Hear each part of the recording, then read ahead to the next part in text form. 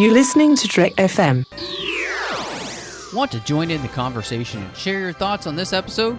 Join the Babel Conference, our listeners' discussion group on Facebook. Just type BABEL into the Facebook search field, and we look forward to seeing you there.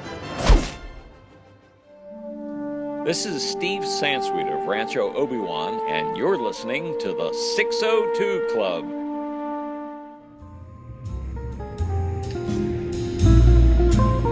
There was a little bar in Mill Valley where all the Starfleet trainees used to go. The 602 Club. You know it. I was there more times than I can remember.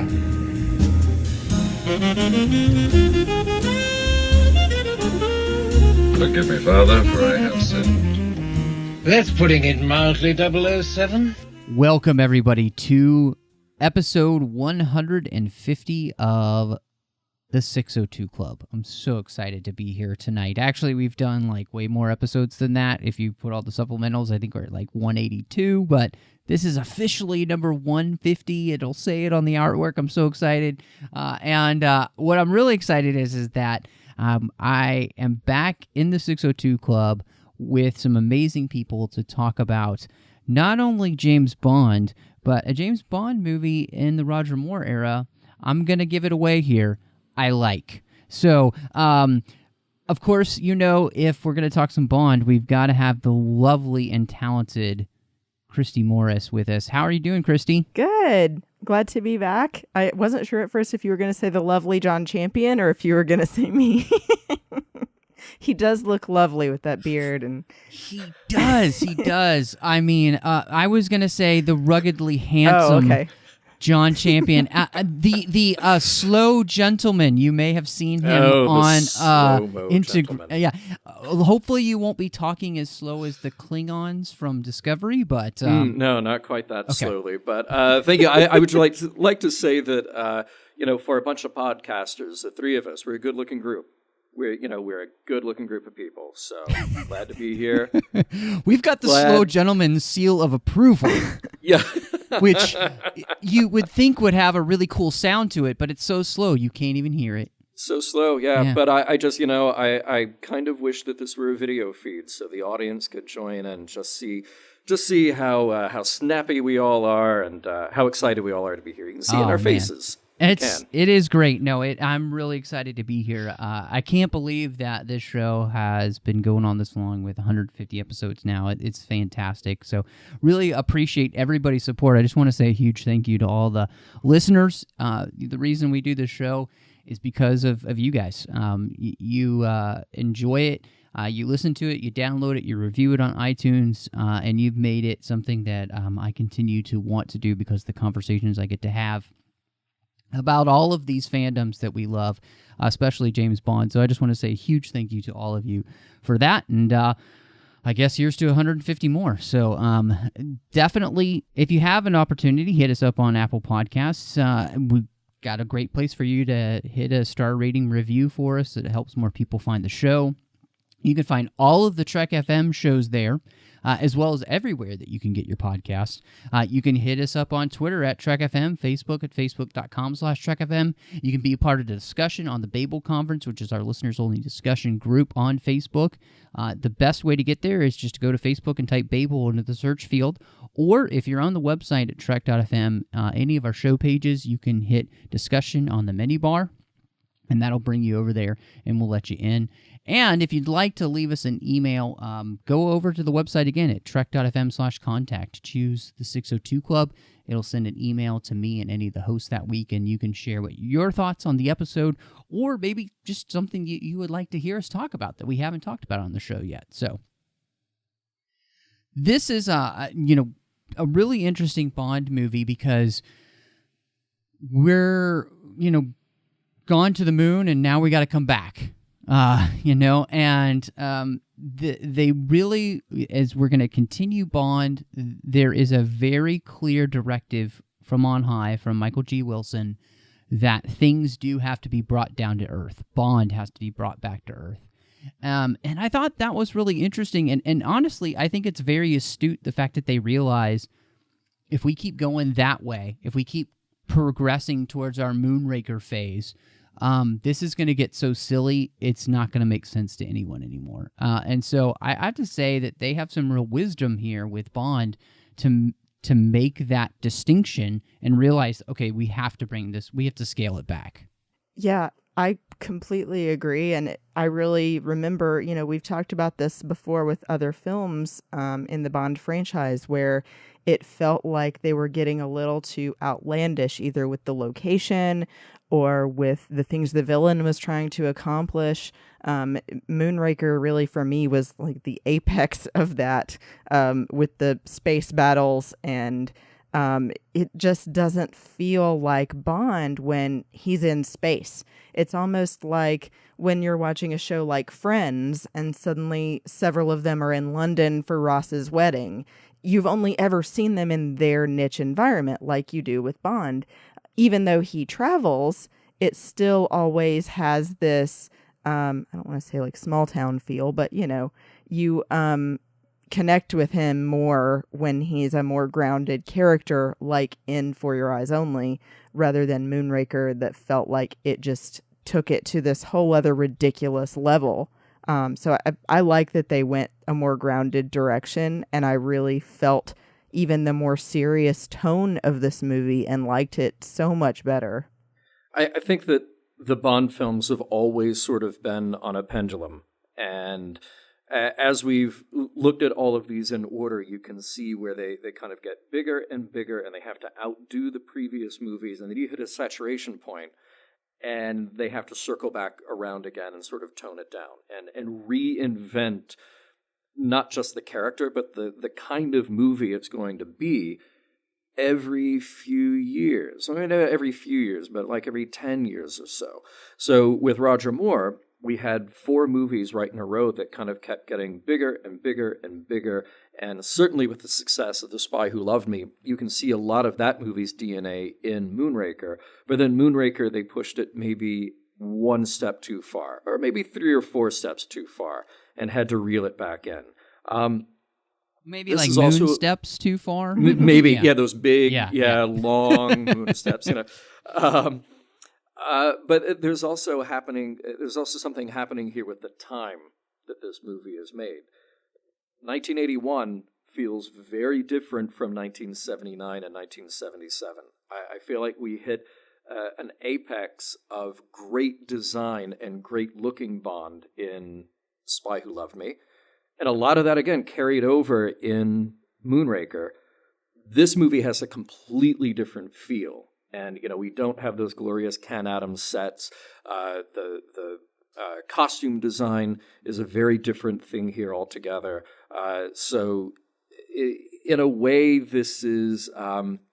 it's sort of like going from Star Trek the Motion Picture to The Wrath of Khan. Not because we're getting a better movie, but because you can see that the studio stepped in and said, okay, look, here's what we're going to do. We're going to cut the budget. We're just going to scale things back. We're going to make things a little smaller, a little more intimate, and see what happens there.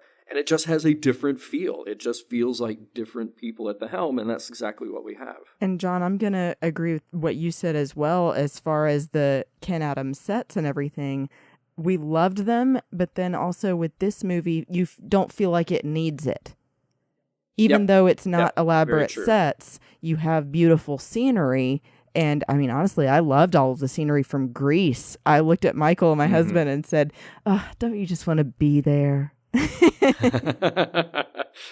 I mean, as long as there's not ABBA songs in the background, I'm what good. You got against ABBA? Yeah, I'm really good.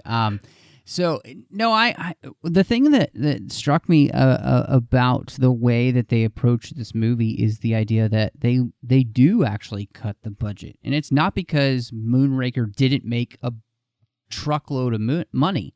Like, it made lots and lots of money, and I really do. I have to applaud them for realizing that you can't continue down that road, or you're going to wreck yourself big time. And you're going to destroy what makes Bond Bond. And I think that what's so interesting is actually to watch them. I would say that the tone of this movie feels very much like the first couple of Roger Moore films, where he has a bit more of the Conneryness to him, like the writing and the type of character that he is. But I feel like this one, and maybe you don't feel the same way, and I'm wondering if you do, but I feel like they finally found that edgier tone for more, but that also felt like more for the most part. Because there were light moments that were completely Roger Moore when they're in the car bouncing down the thing and he turns to her and who doesn't love a nice ride in the country, and she's like that they're laughing, I mean, because of the ridiculousness of the scene that they're in. But at the same time, I also felt like it was very true to the Bond character just in general of the guy is a stone cold killer. I mean, he has a license to kill and he's not afraid to use it. And I appreciate the scene where he kicks the car off the cliff because that's a Bond moment. It might not be the most Roger Moore type Bond thing to do, but it is a Bond thing to do. And I felt like Roger Moore kind of earned that throughout the film. And so I don't know, to me, it felt like the best culmination of both of the types of Bonds that we've had so far. I'm not counting Lazenby because he only has one chance. And I'm not disregarding him at all. That's my favorite movie of the series still. But just comparing people who have had multiple Bonds, and I think, I don't know, I felt like that they found a nice medium between the two, and they were able to meld it well enough that this just kind of felt like the best version of the Roger Moore Bond to me.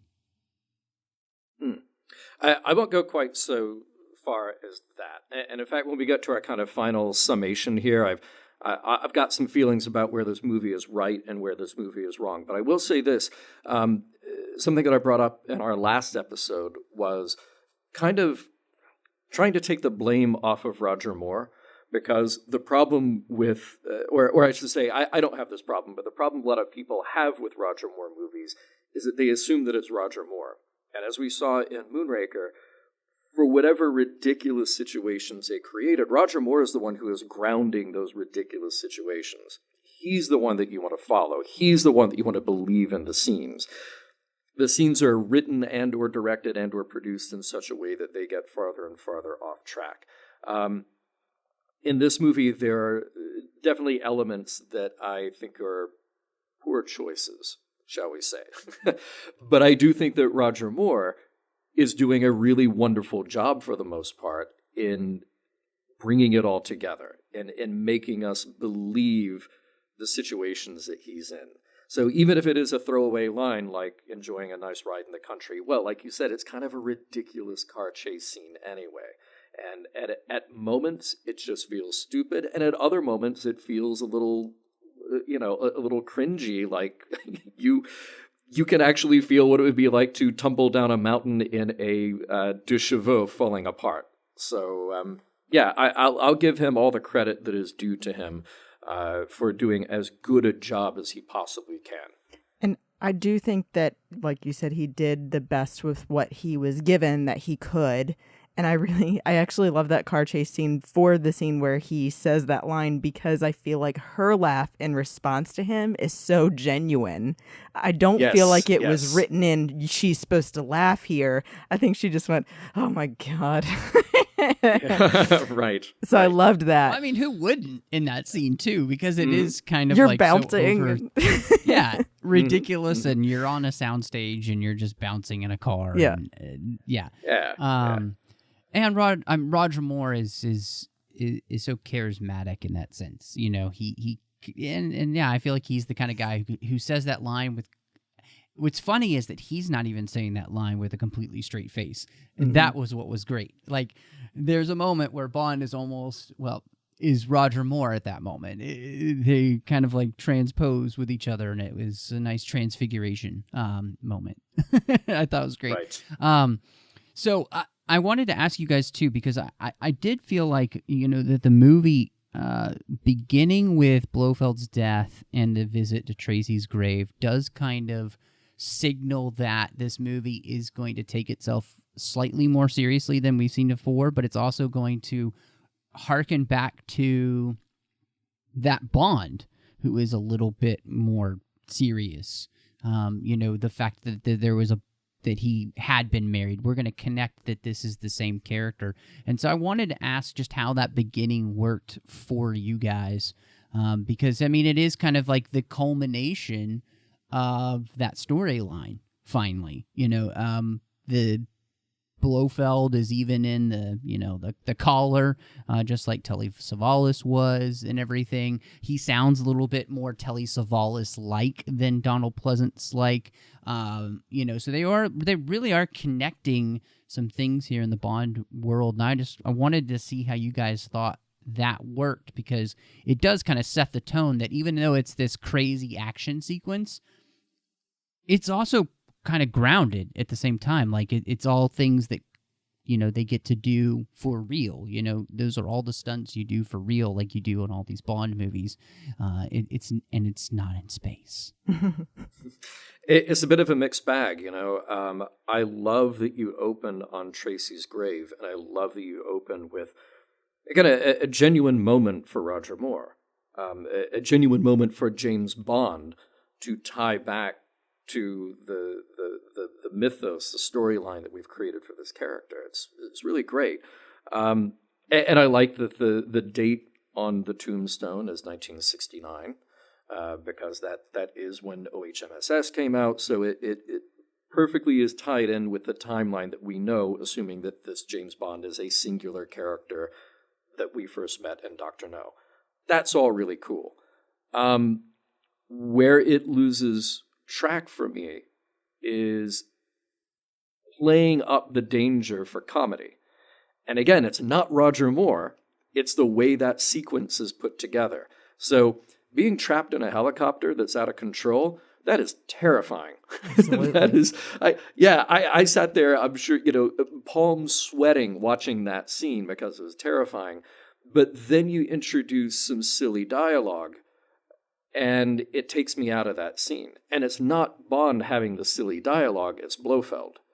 And these are just some bad choices. I think of Superman 2 when I think about this. And it's a very different sensibility than the way Americans were making that movie movies at that time, compared to the way that primarily Brits were making movies at that time. So there's a lot of British influence on what was happening in the Superman movies. So you play up scenes that should have some terror in them, and then sort of decide, what we really need here is a comedic cap on this scene.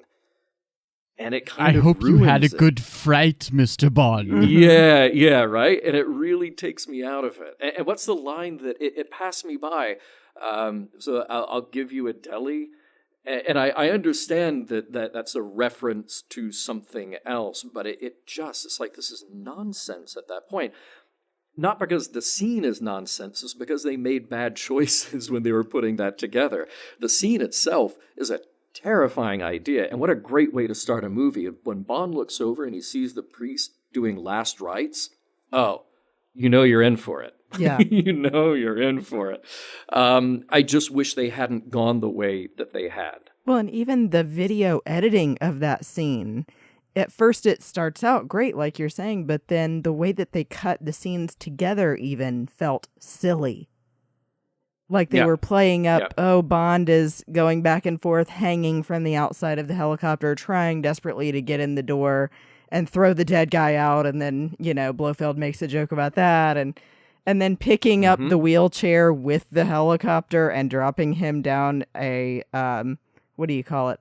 Chimney stack? Yeah, the smokestack. Yeah. That totally discredited, to quote my husband for a minute, when we were watching the movie, he said, I feel like that cheapens Blofeld as a whole, though. Yes. That it makes you feel like everything he did before is less of a threat. Yeah. Yeah, and that's just it. They have the start of a really thrilling, really tense scene, because the whole reason you start on that tombstone is that this is personal for Bond. And then to cheapen it at the end by making it into a joke, it doesn't ring true. And again, it's very simple little choices that were made in how to put together that scene, because on paper that scene is amazing. The way we start that scene is amazing. I love the way we hold for a bit when the helicopter flies into a building. And this is the magic of the Bond films. This is the stuff that's actually being done for real and not with CGI and not with a lot of, model trickery or trick photography. Stuff that they're doing for real. And you see that thing fly in, and there's this pause, and then you go in to see what's happening, and then there's a pause when you see it come back out. Like, the timing on that is fantastic. And that actually does build the tension of the scene. But then to make a joke out of Blofeld at the end, Blofeld's still the guy who killed your wife. And that's why you were there at the beginning of that scene, is to visit her grave. So your husband said it. It cheapens the moment. Yeah. Out of what otherwise would have been a monumental moment for Bond. And you wish you could have just been there to whisper to the guys, the producers and everybody, and say, look, it's great how it started off and this ominous feeling and that this is going to be a more serious movie. And then you made it goofy again. And it, like the double taking pigeon, you didn't need it. I was just about to say that, and apparently that's a trademark of this director. Yes. Pigeons. Right. Well, and I think that both of you just kind of nailed it. The scene is great until they make it not great. And right. That's the problem, because you're absolutely right. It should be. I mean, the movie starts letting you know we're going to take ourselves a little bit more seriously, but then they kind of immediately backtrack and be like, "Well, not too serious. Seriously, like, come on, right? Like, right. And I think you're right. Everything that happened there, it could have been so much better if the only kind of joke is at the very end, maybe where Blofeld's like, Mr. Bond, as he's falling in. You're like, okay, just do that, but have the rest of it be like menacing and everything. Because I kind of like, too, that Blofeld's there to do the dirty work himself. Like, he's excited that he is going to be the one to take out Bond. Like, he's planned this. And I thought that was great, because that's a moment where you're like, oh, wow, Blofeld doesn't like Bond either. They really hate each other, and who wouldn't when Bond's the reason you're in a wheelchair. So they have this vendetta against each other, but yeah, it kind of gets ruined, and that's kind of frustrating. And you brought out something, Christy, that's really interesting.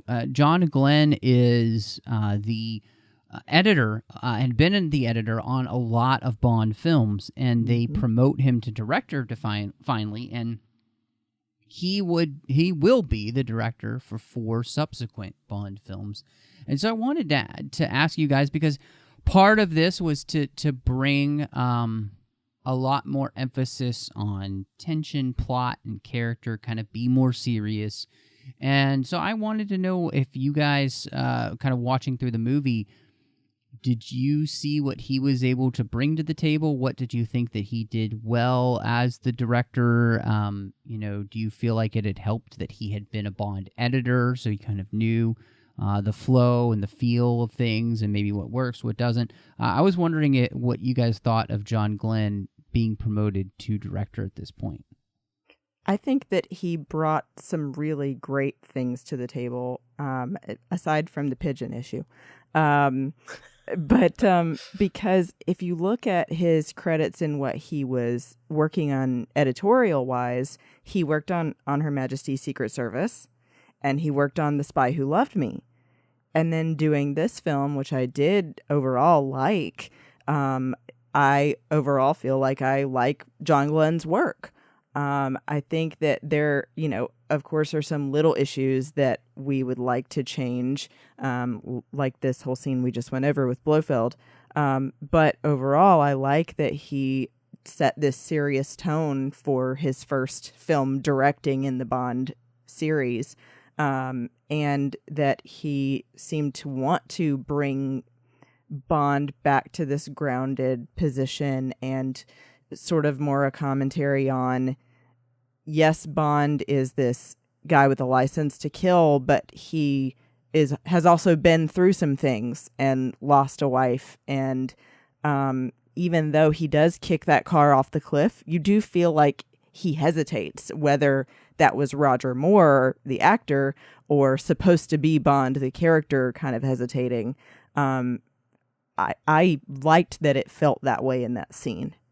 And, I really think that he's a director I like. Like I said, except for these tiny things here and there. I think he benefits from the Bond pedigree for sure. I think the things working against him in this movie are things that are beyond his control. We talked about sort of scaling down For Your Eyes Only, which generally speaking is a good idea here. Some of his scenes feel very pedestrian. And it's not necessarily him. The director is there to get the performance out of the actors. There are other elements like cinematography, director of photography, so your lighting, all of this other stuff to build a scene. And two really minor moments stuck out to me. One very minor moment is just Bond coming back to his hotel room. Actually, the first one is Bond entering the hotel room. The second one is Bond coming back to the hotel room when Bibi has snuck in. And maybe it's just because it's a really ugly room that's lit really poorly, but most of those shots just are very flat. They feel like TV. However, there are other really, really minor scenes, really minor moments that play nicely, and for some reason I can't figure out why. There's one where Bond is leaving the ice skating rink, and he goes back out to the Lotus, and he finds Luigi is his name, right? His contact there, yeah, finds him dead in the car. And all of that was shot in a way that wasn't fancy. It wasn't hit you over the head, but it played very real. And it might have been just a combination of the location, the natural lighting that they were using. All of that stuff felt really grounded and really quite believable for what was going on. So I'm kind of middle of the road on John Glenn. I think he's a serviceable director for this movie.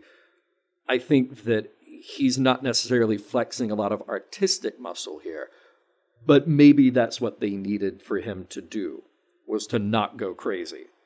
You compare this, step forward years later and go to a movie like Skyfall, where we can talk about every single shot and how it's really making something very different and artistic out of Bond, to really evoke mood in every single scene. You could take many shots of that movie and just create a still from that, and it's something evocative and beautiful and maybe a little threatening or moody, but this is not that kind of movie.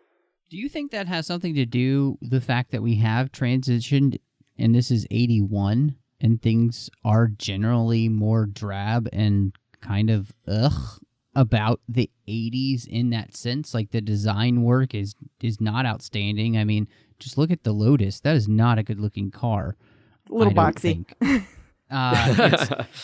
Everything is just kind of, you're talking about that scene where he comes back to the hotel and Bibi's there, and I'm thinking, I'm not sure how you light that design ability and make it look good, because it's ugly. Because paneling is paneling. It's just going to be ugly.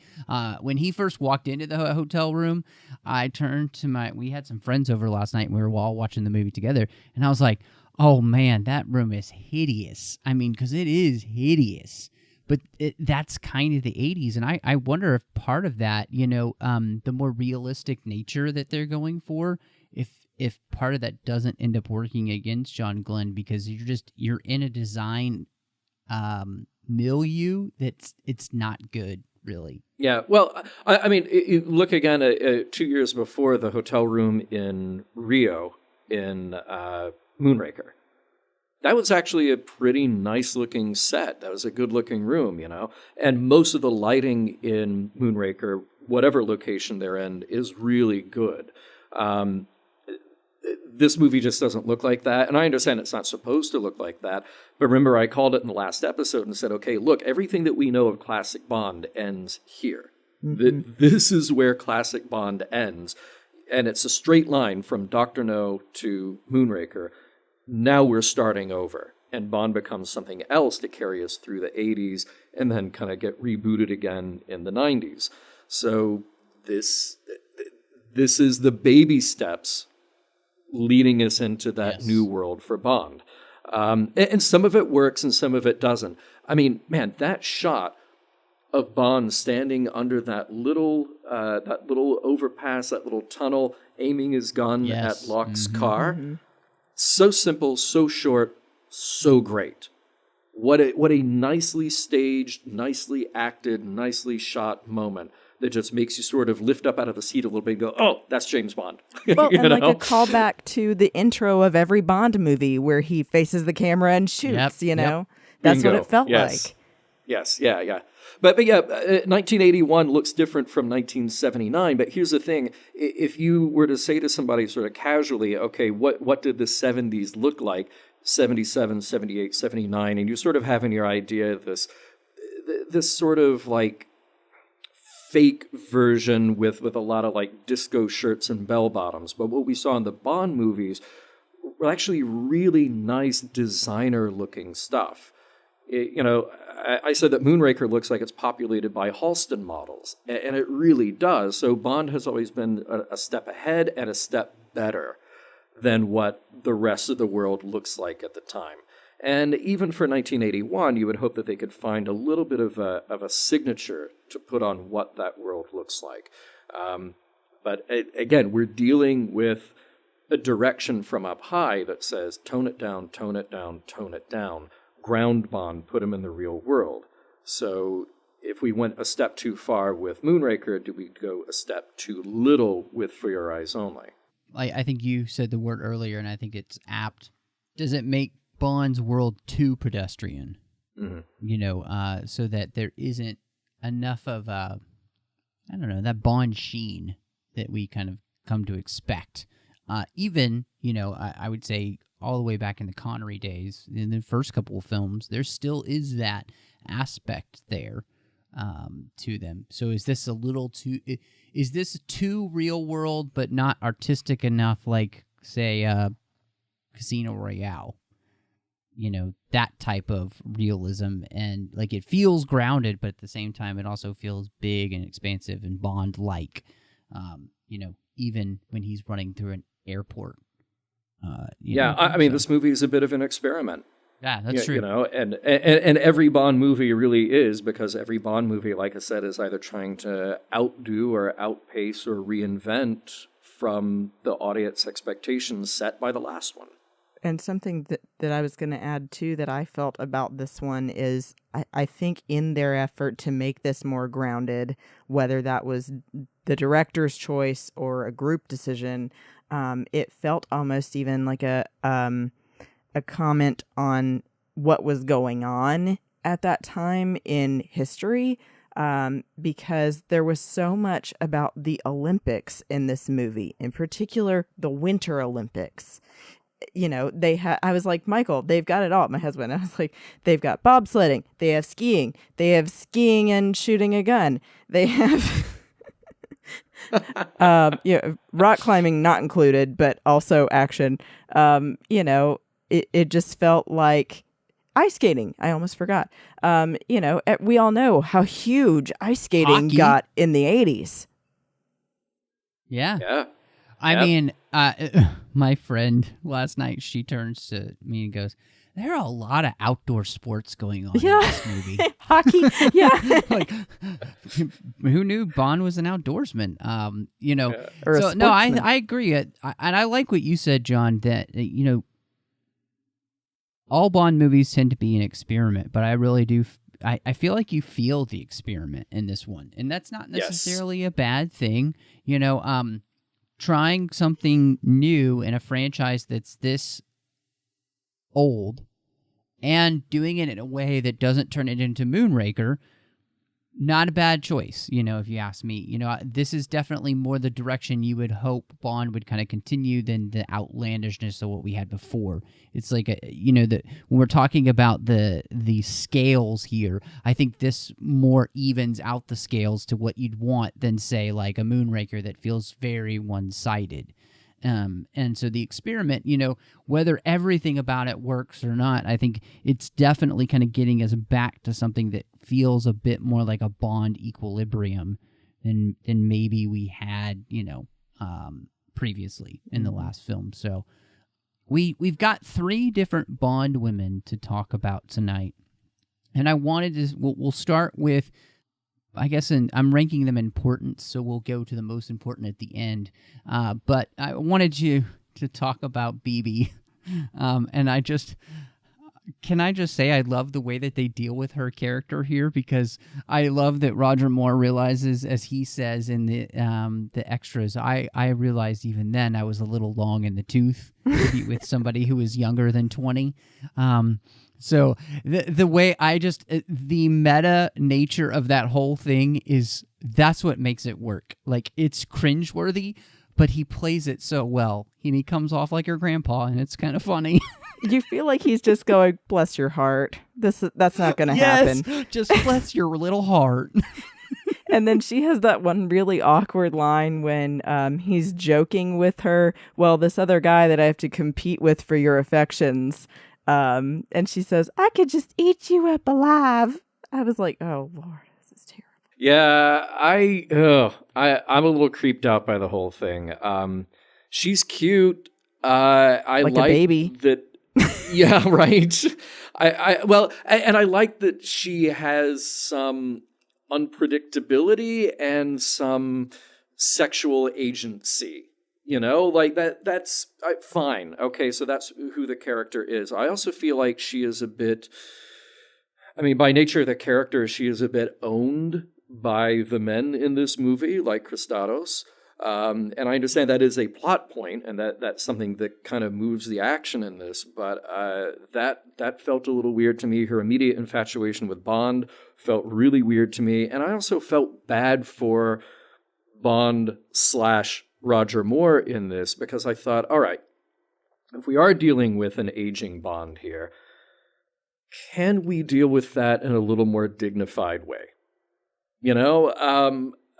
Instead of making him feel like a grandfather. Mm-hmm. Yeah, and we'll get to Cassandra Harris next, but that was such a good scene in this movie. To have him paired up with somebody who was a little more equal, had a complex background. I just felt sort of weirded out by all the scenes with Bibi, even though there's something about her that I like, and it's fun and refreshing, and I know they're going for a little bit of a comedy angle there and a little bit of a commentary on Bond getting older, but I also think about, okay, well, I'll mention it again, Star Trek II, The Wrath of Khan. There you have aging heroes, and you're dealing with that in a dignified way. This, I laughed, but then I felt a little weird about it afterward. You're just sitting there, especially in the scene where she suddenly comes out of the bathroom in her towel and jumps in his bed and goes, okay, I'm ready. You're cringing a little. You're like, this is just wrong. I can't. Yeah. You're like, really? You're really into this guy? For real. But I will add, though, from the female perspective, that every woman has been there where you have a crush on somebody that's a lot older than you and you can't really explain why. And you're like, he's just like, I still think Sean Connery is sexy, but he could probably be my grandpa. Right. So I kind of understand He could be your her. grandpa. Yeah. I get it. Yeah.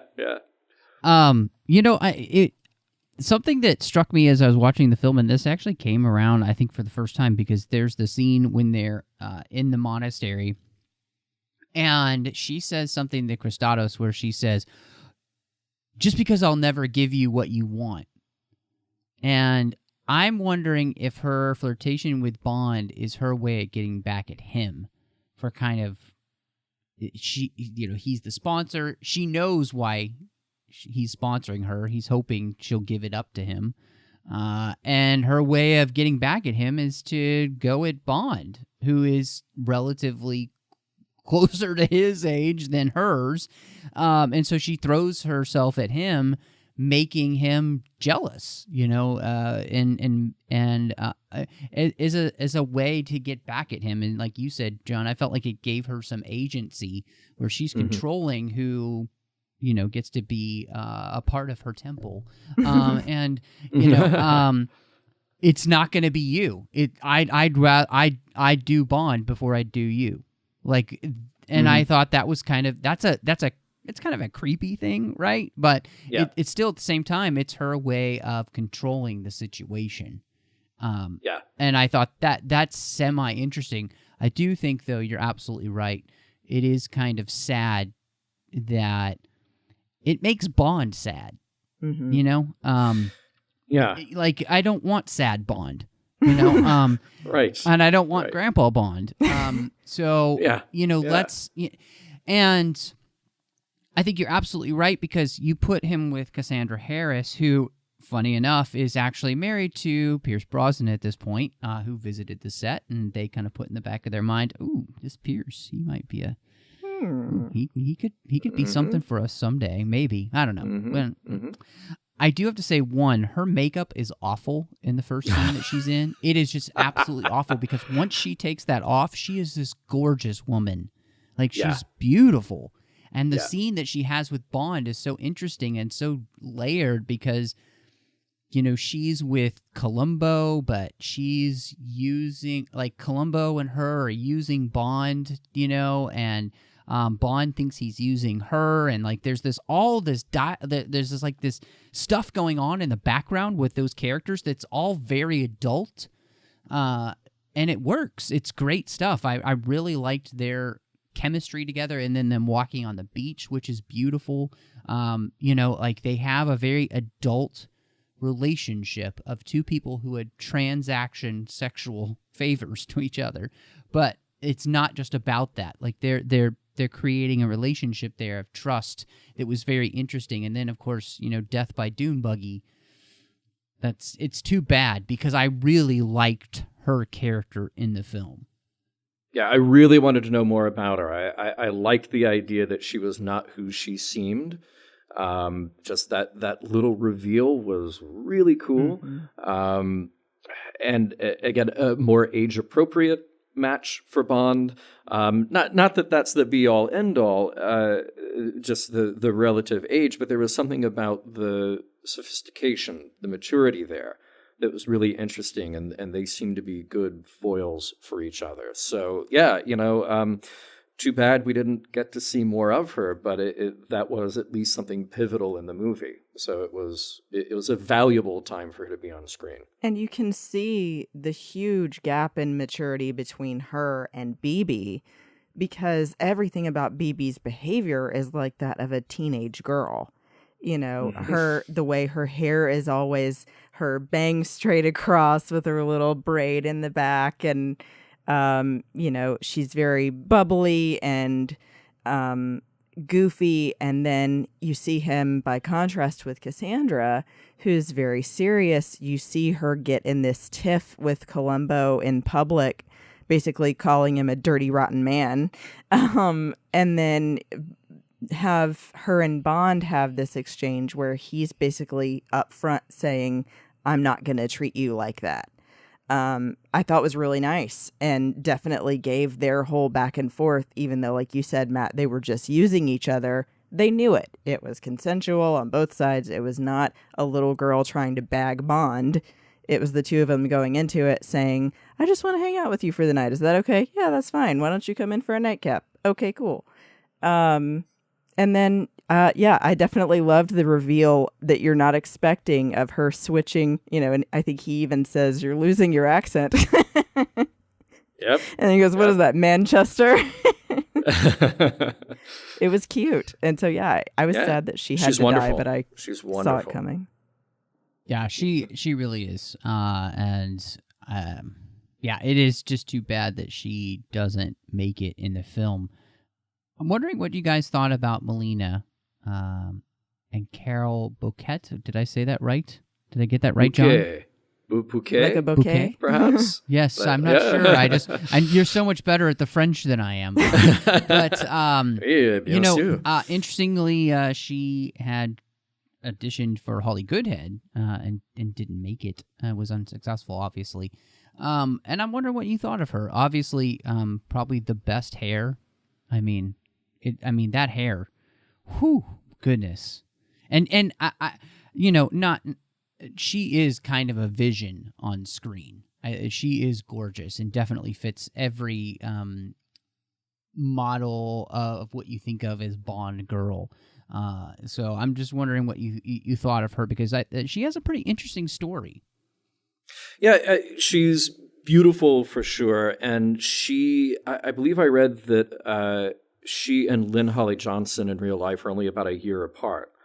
But the way the characters are portrayed, again, she has this kind of maturity that you believe being in that world and being around Bond that made me accept their sort of little romance a bit more than I did with Bibi. Her backstory is very cut and dried, very straightforward. It's exactly what the movie needs to kick off the action of the movie. So there's really not a mystery there, but I like that there's a recurring theme in the movie about her trying to take revenge. Mm-hmm. Now, there is something a little strange about that, where then the revenge, the killing, kind of becomes the guy's game in this, where it's almost Bond's words to her about if you set off on a mission of revenge, dig 2 graves. Yes. Wise words, thoughtful. I like that that's something that comes back again later in the movie. What I don't like is that it kind of feels like the guys have to step in to protect her. She's just as invested in this, more so than anybody else. And you know what? If she needs to have that, then maybe she needs to have that. She doesn't get that last shot that maybe she should. So but I like her. I like her a lot. I think she would have been wrong for Holly Goodhead. Mm-hmm. I think this is the right casting for her in this movie. I agree that it was the right role versus Holly Goodhead for sure. I think that this actress has this quality about her that is very commanding of attention. Maybe even for me, it's just her facial features. She just seems very serious in general. Although we do have that scene with the car bumbling down the hill that's really funny. Overall, I feel like she does a great job portraying a girl who's been through something traumatic. Having your parents shot in front of you is a pretty difficult thing to deal with for anybody. And she seemed like she was pretty young, like maybe not just out of college, but, like maybe around my age or something. But I do like that, in contrast to what you're saying, I didn't get that she doesn't get to have that shot because it's a man's game. I felt like it was more Bond himself wanting to protect her because she was young and feeling like, I know you've been through a lot and I know you really want this, but you don't really want this. And I'm trying to tell you that you don't want to live with that. You think that it's going to satisfy this feeling to avenge your parents, but it, in the end, probably won't make you happy. I think that's fair. Yeah. Well, and I mean, as silly as the scene is at the beginning of the film, does Bond really feel like taking care of Blofeld in that revenge sense satisfied him? I think that's probably what they're going for, although they made that scene too silly to really connect as well as possible here. And so I do think, though, I mean, obviously for Bond, taking care of Blofeld does more than just, get revenge. It's taking care of a supervillain who's, done a lot of really bad things in the world, and his license to kill should take care of that. But I don't think it gave him, it doesn't change the fact that Tracy's dead. Right. This will not bring Melina's parents back. Mm-hmm. And, I do. I really like her in the role. She has a way of acting. She's very reserved in her expression, and I thought that was an interesting choice for the actress to make. She's not overly gregarious on screen for the most part. She's very commanding, and she feels like she's very in control of herself, which makes sense for somebody who uses a crossbow, where you kind of need to be very much in control of yourself to make your shot. Love a good crossbow. Yeah, absolutely. I do have to say, what I like about her is the fact that she is very much a part of the plot and refuses to be told what to do. She, Bond tells her that she should leave. She doesn't want to leave.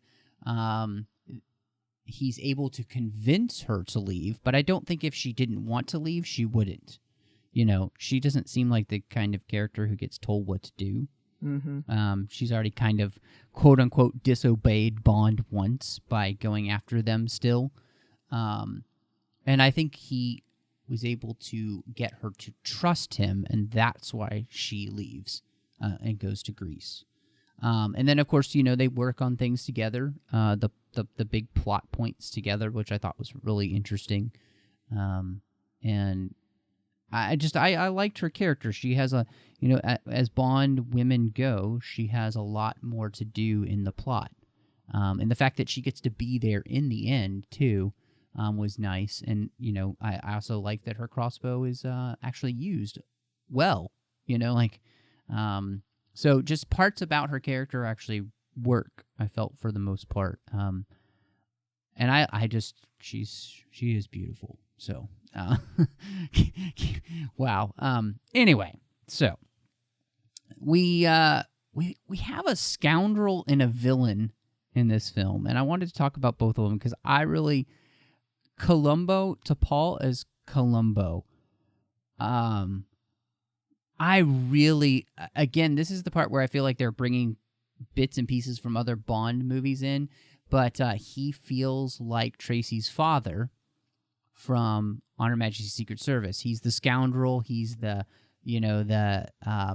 underlord kind of guy, like the underworld kind of guy that also has kind of a heart of gold. Like he does, he brings in, like he says, he brings in gold. He does, all that kind of stuff underhanded, but he doesn't do heroin. He's not that kind of mobster. And his character and his interaction with Bond and everything, I really enjoyed that relationship. And I always find it fun when Bond works with kind of the more seedy type that has the heart of gold. Mm-hmm. I was going to say, too, I love their whole introduction to each other. It misleads you because you think at first that Christados, Bibi's sponsor, is the good guy who is working with Bond to try and take down the Dove, who you're kind of led to believe is Columbo at that dinner scene. But then you get to know that Columbo is not at all the guy that Bond is looking for. And that he then turns around and becomes Bond's partner. And I love the scene between he and Columbo on his boat where he offers him a glass of whiskey and, basically, so we're on the same page, right? And Bond's like, I'll wait to have the drink later. And, he convinces him, no, we're cool. Dude, I love Topol so much. I love Columbo so much. I want to give that man a hug in this movie. Mm-hmm. First of all, he's Dr. Hans Zarkov from Flash Gordon. He's also Tevye from Fiddler on the Roof. But he is so awesome, and in a movie where I felt like there are moments I was kind of losing interest, he absolutely is so dynamic, so fun. That first meeting that he has with Bond face to face, where he pours him a drink, is gold. It is so good. And he's just magnetic on screen. He's incredible. Every scene that he was in, I was watching him, even if Roger Moore was on the screen with him. And I wish there had been a spin-off movie, The Adventures of Columbo. other Columbo. Right. Not this Columbo, not that Columbo. We know, yeah. I have one question for you. So, Bond is kind of responsible in some ways for Cassandra Harris's Countess's death. Do you not feel like he maybe should not like Bond a little bit more than he like? Because it seems, I mean, was their relationship more of like a partnership with benefits than like an actual like, you know, true relationship? Or, you know, because that's what I love his character, but as I watched it this time, I was like, he should be pretty pissed at Bond for getting his woman killed. Yeah, I mean, unfortunate, again, it's this Bond trope of the sacrificial lamb, and we're not supposed to ask questions like that. Oh, my bad. Oh, dang it. Yeah. Sorry. My bad, John. But yeah, I agree. That's a shortcoming in the script, probably, or if there was a scene like that, then it was not to see the light of day. But you get the feeling, though, from that dinner scene again where the Countess insults him and calls him a, dirty, rotten scoundrel, basically. You feel like he must have said something pretty, lewd to her to make her have that reaction that loudly at dinner. So I don't know. I feel like they kind of give you the vibe that they're not really in a relationship, that it probably is just they see each other now and then. Yeah. More of a business transaction. Yeah. Which, I mean, and again, I think that rating makes it make sense. And obviously, he wouldn't be happy that she is gone or anything, but I think he also understands the life they're in. So maybe that's why, I'll put that in my head canon. He'll find another one. Yeah. I don't know. Well, that's true. She's pretty. She's pretty hot. So, Julian Glover as Aristotle Christosis. I don't know. Like, he's not bad.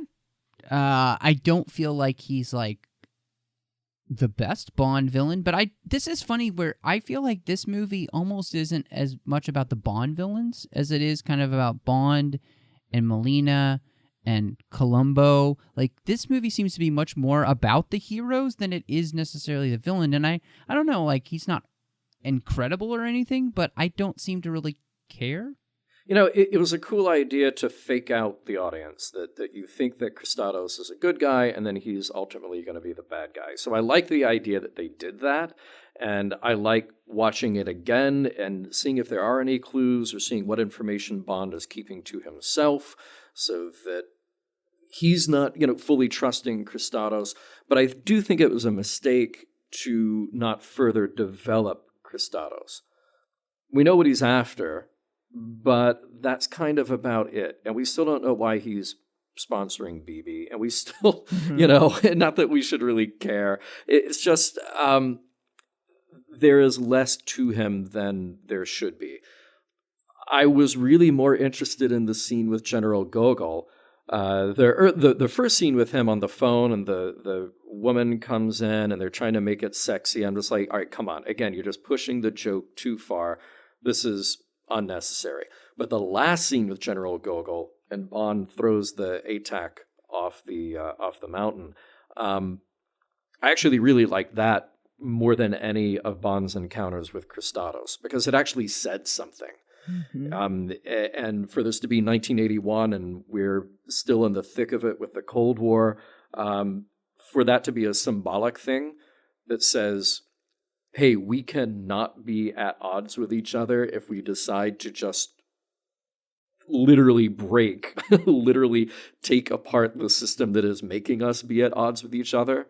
I really like that, and I'd forgotten that movie ended that way. So it was cool to revisit that. Yeah, I like that you included that, because I felt like Gogol was more a villain than Christados because of that whole scene, with Christados and his other guy commenting on it. Well, it's sure taking him a long time to get here as he's flying in on his helicopter. But the fact that they're waiting for this guy, Gogol, to come in on a helicopter, and it's taking a while. it just automatically feels like he has more status than Christados does. And, sort of like the big guy's coming home kind of thing, now you better be afraid. And I just felt like you said too, like Christados doesn't get enough development. He really, I like the fake out, thinking that he's the good guy at first and then changing into he's actually the one you're looking for. But it does feel like either Bond is not asking enough questions, or they just didn't care as much about the villain in this movie as they did about, like you're saying, Matt, with developing the heroes, or having Columbo as kind of the guy in between that is a, scoundrel, but isn't all around a bad guy. Well, it's interesting, too, because, Gogol is somebody that we've seen and it had to work with Bond. And so I kind of love that he has the little laugh at the end, because there's this relationship, there's this chemistry that's happening between him and Bond. And it's also, it seems to kind of reference almost subtly the changing relationship between the USSR and the United States at that point in history. Like, things are starting to become a little less bleak in the Cold War. Slightly. I mean, we're still in 81 here, so it's going to take a while. But this whole, movement in this decade is going to move us toward de-escalation between these two countries. And you kind of feel it here, and it's kind of fun to get that at the end. But I like that you guys are talking about, like, at the same time, this is still the villain. Like, this is the big bad villain still. Like, and we can't let our guard down necessarily. And yeah, I like the way that Bond takes care of it. So, yeah, Christados is, and I like Julian Glover. He's great in Indiana Jones and the Last Crusade. He's been in plenty of other things, a good actor. Always liked him. They actually considered him for Bond back in the day. But by the time they wanted him, they felt like he was just a little bit too old for the role. And before that, he had been too young for the role. So they finally found him as the villain instead. So I want to ask you guys the kind of just like a free-for-all, the music, the theme, and the rest of it. Was there anything that we didn't talk about? I thought the most interesting thing is that they had wanted, the theme song, they wanted Blondie to do it. And they even recorded a song for Your Eyes Only, and then they found out that they, wanted them to use the song that Bill Conti had written, and they were like, well, no, we're not doing that. So they got Sheena Easton to do the song. And I wanted to get your guys' opinion on that, the music, and like I said, just anything else that, did we miss anything? I do have to add the big thing I almost forgot, and sorry, I had an epiphany. Did you realize, either one of you, that Tywin Lannister was one of the assassins in this movie? What? His name is Charles Dance. That's the actor. I did not. If you watch Game of Thrones, you know who Tywin Lannister is, the father of all the evil Lannisters. Yeah, he is one of the, lesser assassins that you only see for a couple scenes, but he gets scenes with Roger Moore. Wow. Yeah. Nice, a young nice. Charles.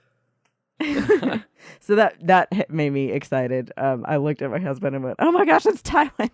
He's going, "What?" But I did want to add the couple other things that I liked about this movie. I do have to say again, I loved the scenery. Greece was beautiful. I was really curious about the scene with Tofana. I had never heard of it before, so I looked it up while I was watching it. It's a mountain range in Italy, because I didn't realize that there were snow-capped mountains like that in Italy. I always think of it Northern as Italy, rolling hills or cities, but yeah. And then I wanted to know what you both thought of the silly pool party at Gonzalez's house that looked like teen beach movie. And then also the identigraph. Oh, the identigraph. That is ridiculous. Mr. Potato Head needs his angry eyes. Yeah, right. And I love the giant data discs that Q is pulling out to use that thing. Let's see, and not only is that pool party ridiculous, it's got the dumbest song playing in the background. Yep. And Matt, you asked what we thought about the music in this. Okay, the title track is great. Sheena Easton is fantastic. The rest of the music in this movie made me want to turn off the sound and just watch this only with subtitles. Mm-hmm. Yep. Yeah, look, Bill Conti has done some great stuff in the past. I mean, he did the music for Rocky. You know, come on, that's nothing to sneeze at. But my God, this is a horrible soundtrack, and it really colored my view of the entire movie simply because it was so poorly scored and edited for those places that you've got music. So that was a big miss on this. And my vote was actually Blondie. Oh yeah, because I haven't heard that track yet. So you preferred their For Your Eyes Only? I preferred Blondie's version. Yeah, cool. I I'm going to listened listen to to it that today, and I like Sheena Easton's version. In fact, last night I was saying how I liked this song, and my wife was like, "I can't tell if you're kidding or not." Like, no, it's like it's perfect because it's so 80s, you know, and it works so well. And I mean, like Bond songs, you know, that you might have on your playlist. This is one I don't mind playing on an actual, you know, like everyday playlist that I might listen to. I just kind of like the song. But cool. The rest of the music, like you said, it starts in that first scene with Blofeld and everything, and it's just so 80s. It's bad. And I don't love it. Oh, I did like the contrast of having a ski chase this time instead of a boat chase. That's what I want. I did want to say. I think most of the action sequences in this movie are actually pretty good. Mm-hmm. The one with the skis and the fact that they went down the bobsled thing and all of that was really fun and crazy and out there, and you know, knowing that they did all of that for real is just insane. You know, and the rock climbing with that. Yeah, the rock climbing done for real again. I mean, that's some crazy rock climbing because, you know, I was watching the extras today, and the man, and I forget his name, the stuntman who did all of those stunts for all of these Bond movies, the Roger Moore era, these ridiculous, outlandish stunts.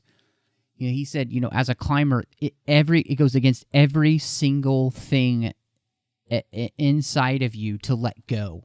Mm-hmm. You know, you're taught not to let go. You know, everything about you is trying to stick to the wall that you're climbing. And so, yeah, it was scary for them. That was one of the scarier stunts that they've done, because if you don't get it just right, you can die.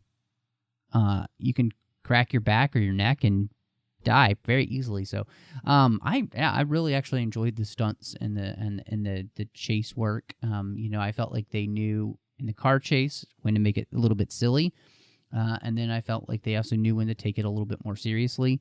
And I liked the ski work that they did and all that stuff. And so, yeah, I don't know. I guess it's time to get to it. Christy, if you're gonna rate For Your Eyes Only, where do you end up?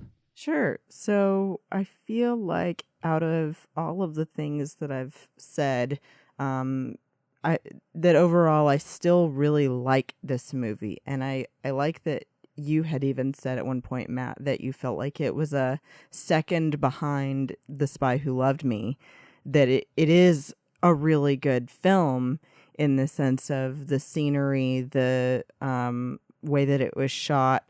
You know, the music for me was not great. I don't think for any of us, but I also didn't really even like the intro song. Although I think that she's a good singer, I like Blondie's version better.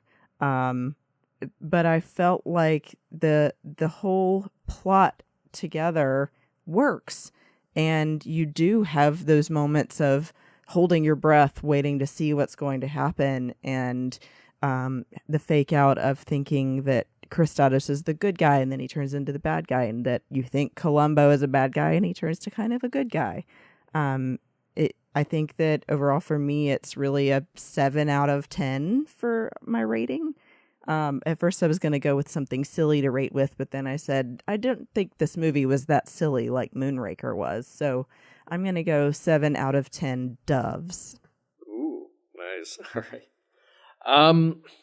This movie was a bit of a challenge, I think, and I'm going to be a little contrarian, I think, in our summation here. One thing that I did want to point out, that scene of Bond and Melina being dragged through the water behind Christados' yacht, and every time he hits coral and you see the scrape through the shirt and the blood come out, like, that's a really intense scene. That just looked painful. Yeah, we know it's not Roger Moore, but it just looked painful. Well, and did you know that intense. they had to film that on a dry wet set, like a set that they're not even underwater whatsoever. They manufacture that whole thing. They put them in like stretch makeup and obviously when it's Roger Moore and Carol Bouquet. Yes. Yeah, which was crazy. I mean, because you. Honestly, I think it looks great. That's one of the places where the special effects work that they do here is they're doing a really good job. And those sharks looked great. Yes, yes, they did. Animatronic sharks, yeah. I appreciate what this movie is trying to do, which is to, again, ground Bond after what we just saw in Moonraker. It's a very straightforward story. The characters, for the most part, are believable. If, dealing with a character like Christados is not really enough to really sink your teeth into. I think the problems with this movie are not the cast. I think everybody's fine in it. I think that John Glenn is doing as good a job as he can, given some of the limitations we discussed earlier in the show. I think the soundtrack is the worst soundtrack I've ever heard in a Bond movie, just hands down, no question about it. And I would even say that rivals Never Say Never Again, which has a pretty terrible soundtrack. I wish that Bond had been treated a little differently in this movie, because it feels like they don't entirely know what to do with him. He has some great moments, he has some terrible moments, and I feel like, again, it's a little undignified, the way that they deal with addressing his aging. It's not that we can't address that, it's just we got to find the right tone to do it in. So, and I love Topol. He's just so fantastic in this movie that he kind of raises my ranking a little bit. But look, here's the thing. I was absolutely joyful about The Spy Who Loved Me. Moonraker ended up ranking higher than I thought I would, because the more we talked about it, the more I appreciated the things they got right, and I appreciated it being kind of the end of an era. This movie is a reboot, a restart, a reimagination of what we're going to do with this character for the next few movies. So it is an experiment, but for me anyway, it doesn't really come together. So I'm actually going to rank this 4. I'm going to rank this 4 out of 10 for Deux Chevaux, that little yellow car that they're driving at the beginning. And that's where I'll land. With this one, I think that you're right, John. There is a sense of tonal incongruity in the movie. It can't quite decide if it wants to be so serious or if it wants to be what Bond has been so far with Roger Moore over the last couple of movies. And it's struggling to find that. I like what they do with Bond in the seriousness and giving him more of an edge. And I think for the most part, that stuff works for me really well. It's the parts, as we have all mentioned, it's the aging of Roger Moore that they don't handle very well. And then it's the tone at the very beginning with making that a joke where it shouldn't be a joke.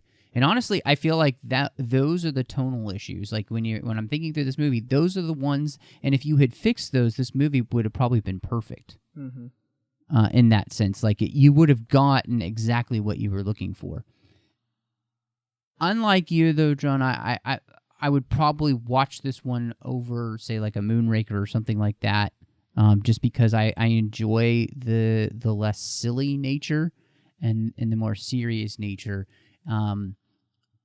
But I completely agree with you. I can't deny that this movie doesn't quite get right what it wants to do, and that's too bad. Because this probably could have been Roger Moore's maybe best film if they had gotten those tonal issues right. It really could have. But they don't. And so I think if I'm being very fair, I'm going to be in the middle of you guys, a little bit more in the middle. And I think that this is probably 6.5 lost nuts. And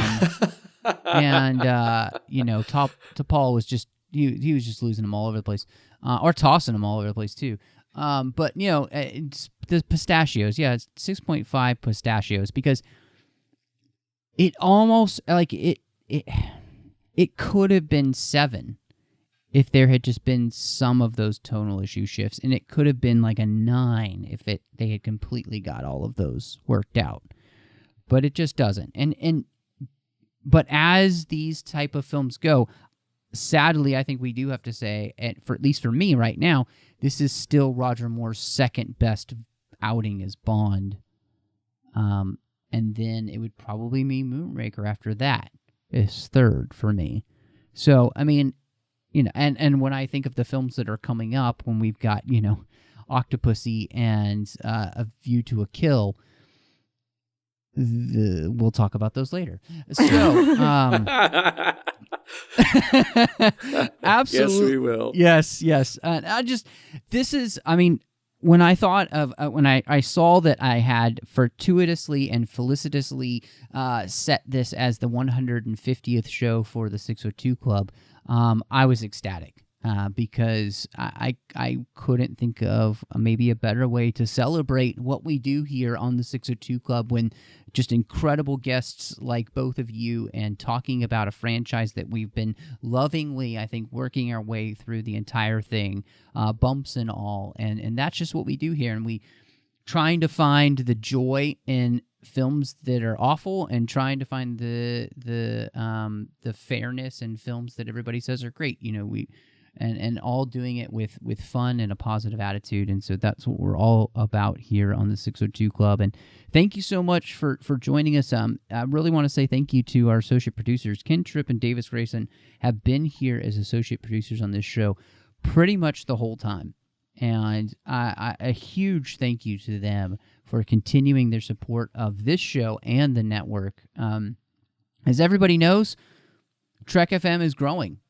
We've got a lot of new shows because Discovery is out now, as well as every other show that we still do on the network, and that is an enormous, humongous enterprise. We can't do it without you. So I hope you'll go over to patreon.com/TrekFM and see how you can become our team and just make sure that all of the content that we have coming to you each and every week can keep coming to you. And what we love about it is that we do this for you ad-free because of the support of listeners just like you. You just get great content without stuff you don't want to listen to. So again, patreon.com/TrekFM is where you can become part of our team. Christy, fantastic to have you back here talking some Bond. You may be back, soon to talk something non-Bond, which will be fun as we maybe consider some Stranger Things. But where can everybody find you if they'd like to talk Bond or anything else that you love? Sure. So I am mostly on Instagram and Twitter at More Christy, MORR instead of MORE. And I talk Bond, Star Wars. I guess I'll be talking some Trek now too, since I need to watch Discovery, and all kinds of things, including some stranger Demogorgons coming up soon, maybe. And also I write for a site called fangirlnextdoor.com. And John, before we get out of here, I know that you guys are very busy over there at Mission Log, of course, with Discovery coming on. And let everybody know about what you guys have going on with that, and where they can also catch up with you if they maybe want to talk a little Bond or, some slow gentleman tips. Yeah, just a little bit happening here. So missionlogpodcast.com is the way to find us, either through Twitter, Facebook, or give us a call or shoot us an email. Missionlogpodcast.com is the place to find out everything that we're doing. In fact, with the launch of Discovery, the launch of a live version of Mission Log. So we'll have the regular Mission Log every Thursday, and every Tuesday night, as long as Discovery is coming out with their new episodes, we'll have a live show, and people can call in, they can video chat with us, they can send us messages. We'll just make it a really tight hour-long show, and then that'll be archived on Facebook and YouTube, and also released as an audio cast, a spoiler-filled talk about Discovery. So keep that in mind if you decide to tune in. So, or you just want to talk to me about Bond and things that are non-Trek related, then at DVD Geeks is the place to do that. And yeah, sure, if you want to have a little fun, Instagram at Slow Mo Gentleman. And you really do want to have fun, I promise you. I love John's Slow-Mo Gentleman. True. It cracks me up every time. But I don't publish a lot, but it's a lot of fun. Yeah, it's totally worth it. So check it out. Oh gosh. But you could find me on Twitter, MattRushing02. I'm on Instagram. I don't do any cool slow-mos for you. I'm sorry. MattRushing02 there. Yeah, I might try. I'll see. I mean, I have so much to live up to, though. I just, it's got to be perfect if I'm going to go up the slow-mo gentleman. So you could find me here on the network with Chris Jones talking about Star Trek Deep Space Nine on the Orb, as well as over on the Nerd Party Network. I've got a couple of shows, Aggressive Negotiations with John Mills talking Star Wars, which is a blast, and, of course, Owl Post with Drea Kaufman talking about each and every chapter of the Harry Potter series. And one more show I do it with my good friend Courtney, and we talk about film through the lens of faith, and that's on a show called Cinema Stories. All of those shows you can find on iTunes or wherever else you get your podcasts. Well, thank you so much for joining us. And y'all come back now, you hear?